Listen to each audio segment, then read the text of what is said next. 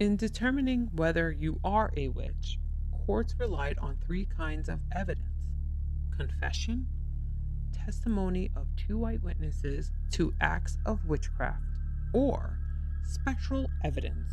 When the afflicted girls were having their fits, they would interact with an unseen assailant, the apparition of the witch tormenting them. For further evidence, there were an array of tests performed.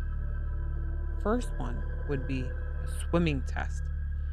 As part of the infamous swimming test, accused witches were dragged to the nearest body of water, stripped to their undergarments, bound, and then tossed in to see if they would sink or float. Since witches were believed to have spurned the sacrament of baptism, it was thought that the water would reject their body and prevent them from submerging. According to this logic, an innocent person would sink like a stone, but a witch would simply bob on the surface.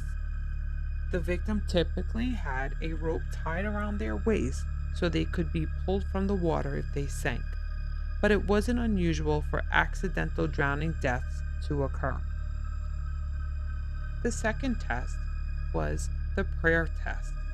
Medieval wisdom held that witches were incapable of speaking scripture aloud, so accused sorcerers were made to recite selections from the Bible, usually the Lord's Prayer, without making mistakes or omissions.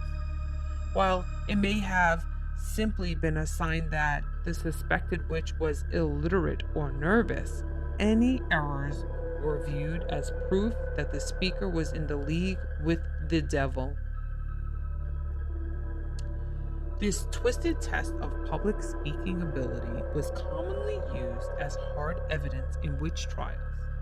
In 1712, it was applied in the case Jane Wenham, an accused witch who supposedly struggled to speak the words, "Forgive us our trespasses," and "Lead us not into temptation," during her interrogation. Still, even a successful prayer didn't guarantee an acquittal. During the Salem witch trials, the accused sorcerer, George Burroughs, flawlessly recited the prayer from the gallows just before his execution. The performance was dismissed as a devil's trick, and the hanging proceeded as planned. The touch test worked on the idea that victims of sorcery would have a special reaction to physical contact with their evil doer. In cases where a possessed person fell into spells or fits, the suspected witch would be brought into the room and asked to lay a hand on them. A non-reaction signaled innocence. But if the victim came out of their fit, it was seen as proof that the suspect had placed them under a spell. Touch test played a famous part in the 1662 trial of Rose Cullender and Amy Denny, two elderly English women charged with bewitching a pair of young girls. The children had been suffering from fits and left their fists clenched so tightly that even a strong man could not pry their fingers apart. But early tests showed they easily opened whenever Cullender or Denny touched them. To ensure the reaction was genuine, judges had the children blindfolded and touched by other members of the court. The girls unclenched their fists anyway, which suggested they were faking, but even this was not enough to prove the women's innocence. Cullender and Denny were both later hanged as witches. Witch cakes, a bizarre form of counter magic. The witch cake was a supernatural dessert used to identify suspected evildoers. In cases of mysterious illness or possession, witch hunters would take a sample of the victim's urine, mix it with rye meal and ashes, and bake it into a cake. This stomach-turning concoction was then fed to a dog, the familiars or animal helpers of witches, in the hope that the beast would fall under its spell and reveal the name of the guilty sorcerer. Witches' marks. Witch hunters often had their suspects stripped and publicly examined for signs of an unsightly blemish that witches were said to receive upon making their pact with Satan. The devil's mark could supposedly change shape and color and was believed to be numb and insensitive to pain. Prosecutors might also search for the witch's teat, an extra nipple allegedly used to suckle the witch's helper animals. In both cases, it was easy for even the most minor physical imperfections to be labeled as the work of the devil himself. Moles, scars, birthmarks, sores, supernumerary nipples, and tattoos could all qualify, so examiners rarely came up empty-handed.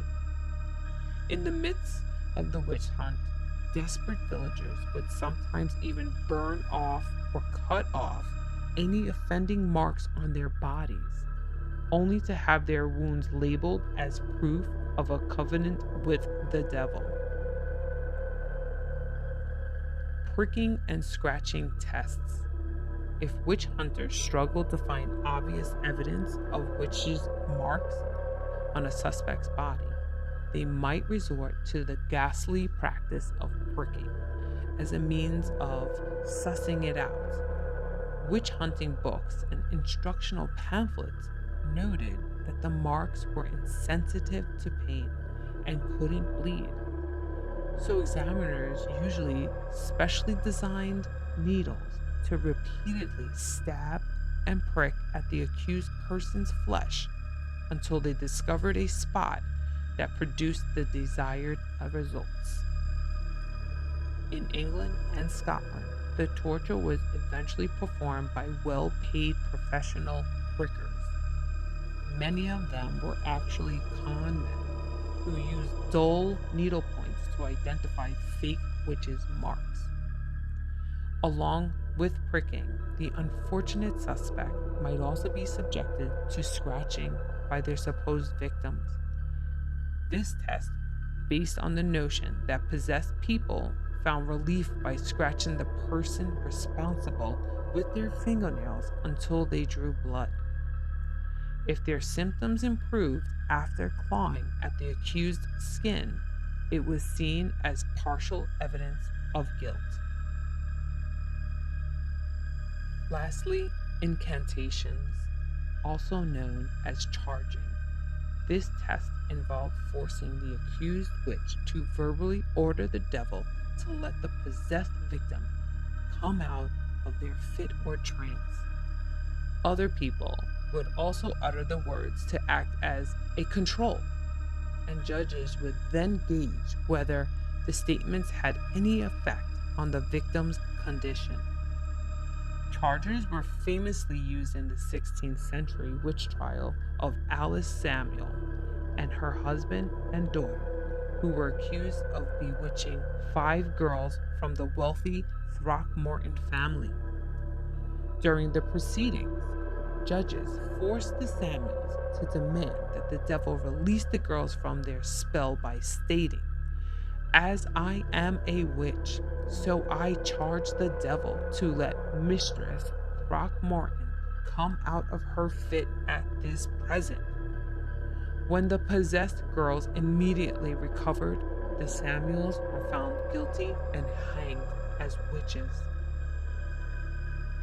Executions were either beheading, hanging, or burned at the stake.